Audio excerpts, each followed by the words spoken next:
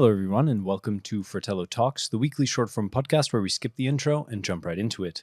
This week, I'm joined by my colleagues Morgan and RJ. And we are going to be discussing some of our favorite releases from Geneva Watch Days.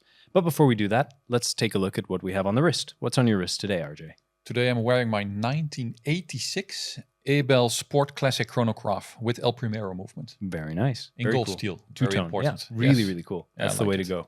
and it matched the polo very well. It's very Miami Vice-y, huh? yeah, exactly. I love it. Yeah. Love I it. need to grow my mullet again. Yeah, you do it. Yeah. We have a book. We have a book. Here, Show the here. book. Yeah, we have the We have a If you book. want so to, for our listeners, you should tune into the YouTube video. If Then you you will want to- see the Yeah. So amazing matlas. yeah, so in The Hague, in the Netherlands, there's this hairdo, and it's basically a mullet. Yeah. And we know that, I think, from some states in the US as well. But it's a long mullet. It's a long mullet in The Hague, so on top it should be short, and then a long mullet. And there's this book called The Matlas, which is not an atlas, but a matlas, because a mullet is a mat in Dutch. It's very, very genius. I'm not in here, unfortunately, but some of my friends from The Hague are in here, and it's cool. It's a really cool book. Oh, nice. But I should have grew a mullet for this watch because I think it's very 80s. Business in the front, I like party it. in the back. Exactly. That's the way to go. And this is the watch that was featured in Miami Vice because Abel was, I think it was one of the first official sponsorships for a TV show. Oh, So Abel sponsored Miami Vice, so Don Johnson had one. I think everyone of the cast, and also if you were a guest star, like Phil Collins at some point. He got given a... Yeah, he also had a gold Abel watch on his wrist. Yeah. Cool. Very nice. And So matching you have pink a lot, shirt. Yeah. Exactly. You have a lot for the money, I think, also with the El Today. Primero Oh, yeah, movement. yeah, today. But back in the day, it was more expensive than Daytona. Yeah. These days, how much more or less? You say Yeah, like but 3, 4K? you can find one a nice one between 2 and 3K. Oh, okay. Wow. You can also get them in full gold on a leather strap. Then it's between 4 and 6K, Not and bad. full gold is just over 10K. Wow. Okay. So it's really a lot of I mean, value for money. You have a really great movement inside. Too. Yeah, it's a Yeah, El it's El Primero Primero, movement, yeah. so it can be serviced basically by Zenith and or independent watchmakers who are specialized in Zenith. The Very only cool. problem are these bracelets; they wear out, and it's difficult to find correct ones. And but they still look good, and they can be touched up and so on. But, very nice. And I like with also the fin- class that it's like a seat belt. It's a yeah, seatbelt true. construction. Yeah, that's nice. yeah, yeah. You don't Definitely. see that Yeah. often today. No, and it's 38 millimeters, and the case is just from the top of my head 11 meters high. So it's a very 11, modest 11 millimeters. Yeah. 11 millimeters. So it's Otherwise, no, exactly. It's I think it's a very modest size, and I think it for sure. It wears well. It looks cool. good on the wrist. Yeah, that's really I nice. think Very, so. very cool. And very of its time, which is nice. It's got a lot Yeah. of character in that Yeah, way. yeah. Cool. That's a Morgan, good you're watch. wearing something a little newer, right? That's not my watch, but right now at the office we have some Omega Aqua Terra shades, Mhm. and this is the gray one, 38 millimeter. Very nice. So it has a gray sunburst dial, and it's really beautiful. Actually, in the first place, I didn't really liked it because it was all polished, Right, right. and I much prefer the other case, like the brushed one. yeah. But in the end, it's a pretty cool watch still, and I like that bracelet better than the older one It's a too. bit of a precedent style bracelet. Yeah, I would say. exactly, and it's really comfortable, and it looks better. In my opinion, it looks better than the older one. Yeah, perhaps I don't know. I missed the teak deck motif a little bit on the dial, Yeah, but I yeah, think yeah. this show it's a nice dial. Yeah, that's different. This watch was released in 2022, but never delivered to the markets because they fixed more or less the date window. Because Okay. when they introduced it in 2022, it was just a gap in the dial, basically showing the date. And now they put a frame around Yeah, it. okay. Okay. Based Didn't on, know that. I think based on the feedback they got from Yeah, didn't know that. makes sense. audience, yeah. Makes sense. Okay. that's a cool It's watch. nice. Yeah, it's but the it's size kind is of great. Yeah, and it's a different sort of look for the Aqua Terra that's not so in between sporty and sort of versatile. It's a little bit more specific to what it's doing, a bit more Yeah. polished, a bit more dressy, a bit more that's luxurious. Definitely, definitely. But it does it well, I think. Yeah, Size that's is a good spot one. on. Really Yes, nice. 38 for me is really great. Yeah. So we're on the same 38 millimeter. Boom, trip 38 here, yeah. millimeter team. And you? I'm wearing something a little bit smaller, but not by much. It's I think 37 millimeters off the yeah. top of my head, but it's the Aquastar Fratello limited edition, Aquastar Deep Star 2 with the sort of salmon pink. Pink matches dial. my It shirt. matches your Yeah, yeah, shirt. good. Yeah, nice. And I wore it this weekend to see the Barbie movie, and You loved it, Still right? wearing The it. Barbie movie. I loved the watch. The Barbie movie was all right. It was fun. It was fun, but we're not here to talk about the Barbie. Okay. I have to, That's a whole other watch podcast. it still. Don't spoil. No Oh, you spoilers. still have to no see it. spoilers. Yeah. Okay. Exactly. Well, for the sake of Morgan, we'll quickly move on to some Geneva Watch Days. Perfect. To some Geneva Watch Days favorites. So far, from what we've heard, what are some of our expectations and some of the things that we know about that we're really looking forward to, and perhaps some of the things that we haven't yet heard about. You're probably listening to this once all the releases have come out. We're recording this just the week before, but we already have some information. Yes. So it's revealed post-embargo, but for us, we already know. But from what you've seen already, what's your favorite? I have to choose between two. Okay. I'm really a fan of MB&F, and I don't write often about it myself on Fratello, but it has a place with me. I would say MB&F. I really like what they have been doing ever since they started. I like Max Busse, super friendly guy, and His first watch was was Abel Sport Classic Chronograph as well, indeed. But now they've come with the HM9 Sapphire version, and that's not new because they had it in the past as well. But they come up with new variations. Yeah, I really love that watch. How it's done technically, it looks amazing. It grabs back to 1940s and 1950s automotive. Inspirations. Yeah, it's almost like a steampunk. A little bit, kind yeah. So I think technical, it's sublime. It's just, the price tag is like 440,000 euros. It's a bit out of this world, at least for me. Yeah, slightly out of the budget. budget. But I really appreciate what they do and what they show every time, basically. Yeah, always impressive.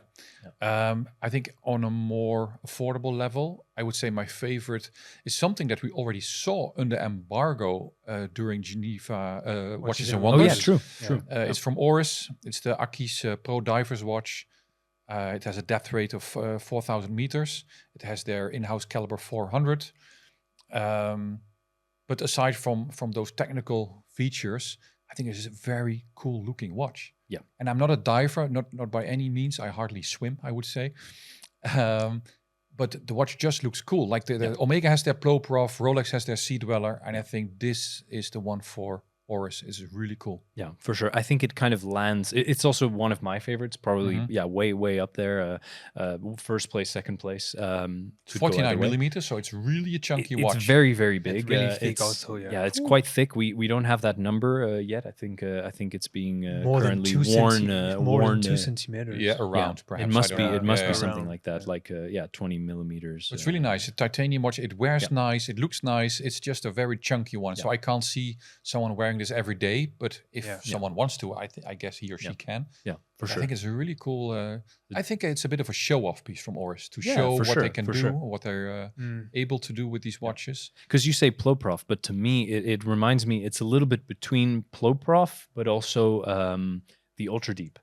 Yeah, so Ultra Deep is perhaps a better comparison. But I think Ploprof is like a how do you say, a bit of an iconic diver's watch for Omega, where the Sea Dweller is for Rolex, and this Aquis Pro is not a iconic watch yet, perhaps. Sure. But Aquis has been around for a long time, and I think this is the top of the bill one. It's fantastic. Yeah, the titanium case, like you said, and it has this locking bezel that you have to sort of pull up, and then you can adjust it. It's got like a rubberized sort of grip around it. It's very sort of purposeful and just completely unique. I mean, it's recognizably an Aquis, but it's just incredible on the wrist. And it's 5,700 Swiss francs, which I believe it's a lot of money, and it's I think on the higher side for an Oris. Yeah, but for sure. You get a lot of watch for on the money. depth to price ratio. It's quite good. Quite good. Quite good. Yeah. You still also have an helium escape valve on the true. the side of it, which is also a nice feature. And it's also what I like about Oris, because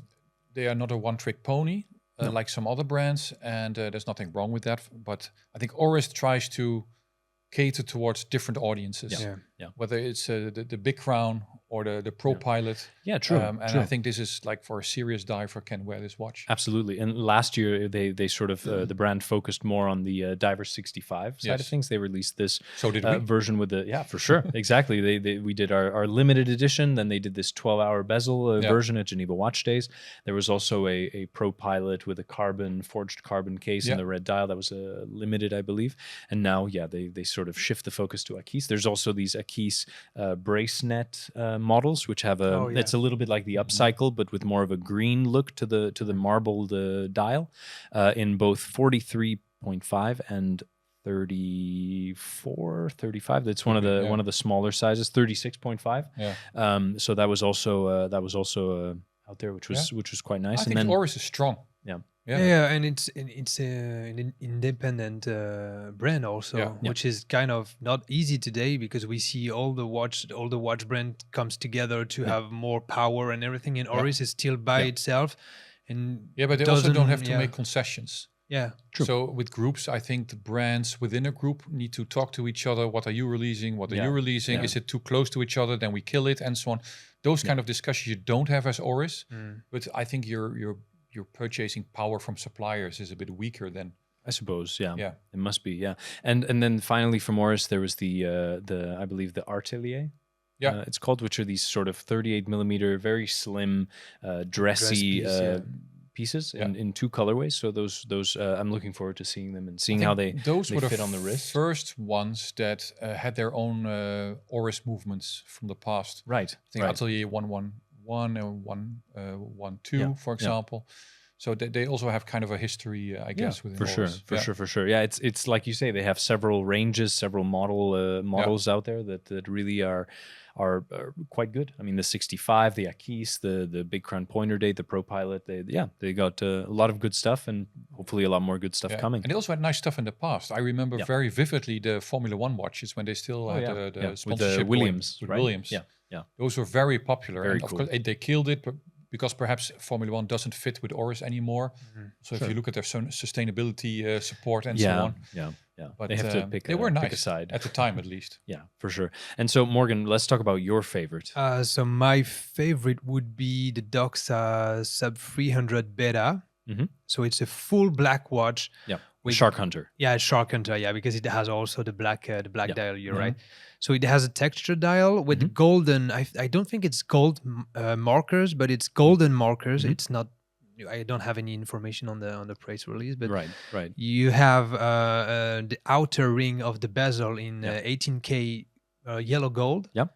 And the crown also is in 18K or yellow gold. So except from that, it's an all black watch with the date at 3, which is black on the black disc with the black numbers. Very readable. Like I don't know, let's see. It plays with. It looks to play sort of with textures and and sort of finishings to kind of create a bit of contrast. But it's also a matte black ceramic case. Yeah, the case is ceramic. It's thinner than the old one. It's coming from around less than 12 millimeters. Yeah, it goes from 13 point something to 11 point something. Which is really nice. It's like. I'm not sure. I think they use a standard, either like an ETA or something like that. But it's COSC certified. That's nice. Yeah, that's really nice, and I think it's. I really like it. Yeah. Comes on the black meters, black water FKM. resistant. Doxa is always strong, I think, at I love Geneva Doxa. Watch Days because they also had this camouflage watch a year or 2 years ago. Yeah. It was the army which came with this camouflage NATO strap. Yeah, very cool. Very, very cool. Yeah, I still really like that cool. one. Yeah, I put it on my picks under 3,000 euros. Nice. That one and the sub 300 T. Yeah, that's a really good one. I really love that watch. And it's gonna be thinner, which is also nice. Always nice. Yeah. I wonder how it'll compare to the carbon models, because I think the carbon models is were already potentially also a little bit thinner. I guess it's compared to the steel model, the thinner case compared to the steel model, which is a little bit bigger. And it has this thing kind of like the Seiko Turtle, where it's a little bit it's almost square in its dimensions. It's 42.5 off the top of my head by 44. Yeah, point 44 lug to lug. So it was really well on the wrist. You remember the gold one, the full gold one? Yeah, the T-graph with the orange dial. I think they already showed it in Basel World, and that had like a 70K price tag. Yeah. Yeah. I don't know how many they sold, but last time, I think like last year, the year before, they It's showed quite it to us limited. again. And Geneva Watch Days, it's so nice. On Yeah, I an love it. orange rubber Impressive. strap as Yeah, well. yeah. I Very mean, impressive. Doxa in the universe of dive watches is like It's a fantastic. pioneer. It's just Yeah.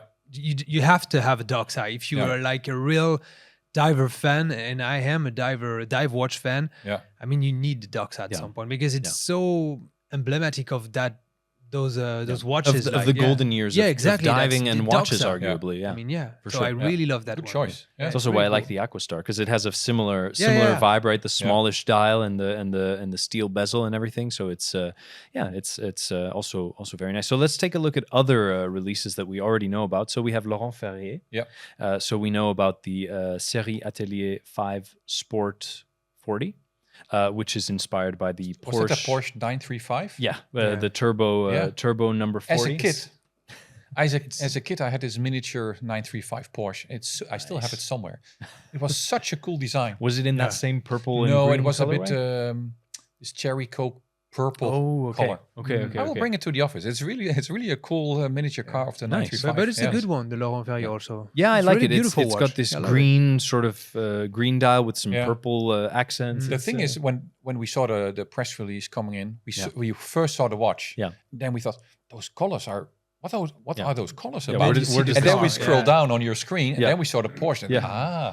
There then you it go. made sense. Exactly. Yeah. Yeah. No, it's very cool that they associate this sort of their one of their sportiest, arguably their sportiest watch, Yeah. with also with motorsport. It's a cool tie-in. It's a Yeah. great Yeah. watch, great movement, and Always beautifully finished. Yeah, Yeah. from, I mean, from Laurent you Ferrier can't fault is top beautiful. Yeah, it's can't beautiful. fault what they do. Then we also that. have from Ulysse Nardin, there's the Blast freewheel marquetry, which uses some innovative materials to create a dial, also with a lot of depth. I mean, this is like really getting to the point of like really beyond haute horology and into almost this hyper horology space where it's really almost like a concept car, but also really impressive as always with Ulysse Nardin. I thought maybe we'd get something from the Freak family, but.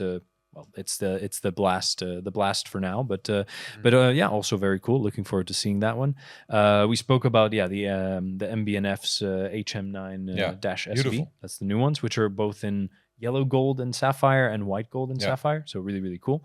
And then we have from Chapek, we also have the Place Vendôme Complicité. Oh yeah. Which was put forward for the GPHG, Yeah. and then so we guess this will be the release for Geneva Watch Days. Very impressive. It takes the previous model and sort of puts the timekeeping in a central spot on the dial, whereas before it was in a smaller register. So it's also very impressive. Dual two balance wheels on the dial side. So it's a little bit brigade tradition. A little bit, yeah. I would say. And it has the power reserve as well. Yeah. But it's I like that it's very symmetrical. Yeah. I think that's very cool about it. And then I think finally the last thing that we can talk about, which doesn't come from Geneva Watch Days, is the Tissot PRX Digital. Digital. Oh yeah, nice. Let's go Because digital. today when this comes out, Lex will have already introduced. Digital. Lex will have already introduced those models in his article, Yeah. but we can give a little bit of a first impression. We have them here in the office, and what do you make of them, Morgan? So it comes in two different sizes, and you And can three different choose- colors. Yeah, three different colors. So you have steel. Yeah. So With a 35 silver- 35 and 40 millimeters. So the dial, let's say the dial is completely empty with only a little square window displaying the time, like you would see for a Casio, let's say. Yeah. And for me, my favorite is the 35 millimeter because I feel like on the 40, the empty space on the dial is too much. Right. It's too much for my liking personally. Yeah. I think they will come out with more, I guess, later on, like they did with the PRX. Yeah. They showed it to us already when we visited Tissot, I think earlier this year or True. end of last year. And they showed to us like prototypes. Yeah. I said, what do you think of it? And I said, man, this is really cool. It reminds me of the 80s. Yeah, exactly. And I think it was a cool period because that's when I grew up. There was good music, great colors, great television. It was not too bad in the 90s. 90s were okay. 90s was also good. We'll get our No, moment. but what I like the gold one a lot. Yeah. I feel that they could have done a little bit more, be a bit more extravagant. Right. if you have the gold model, for example, I would put on like a malachite structured dial around the digital display. The digital module. Yeah, because now that makes it really cool. I saw that malachite on watches from Balmain for ladies a few months ago. Right, yeah. True. When they showed it to us. I think, man, if you combine that with a gold PRX, it's done and dusted. Could be great for the automatic, but it could also be great for the digital. Yeah, because you can then make the empty display a bit less. Yeah, exactly. You add a because bit of texture for people to know, there's on the dial there's only like a reflective kind of dial. Yeah. Like it comes in gray or black, and with only the little square window for the hour. Yeah, we'll put some pictures. We'll edit in some pictures. We don't know the price. We've asked for the price as of today. It'll be in the article, I suppose. What do you guess? I would guess 300 and 400. Yeah, exactly. I was going to say 350 to 400 is what I would guess. I think it's nice. It's tricky because you compete with like traditional digital brands like Casio or G-Shock, where the price point is way lower for those kinds of things. Yeah, exactly. Yeah. You also compete a little bit with your own PRX. True. In at least the quartz versions. Yeah.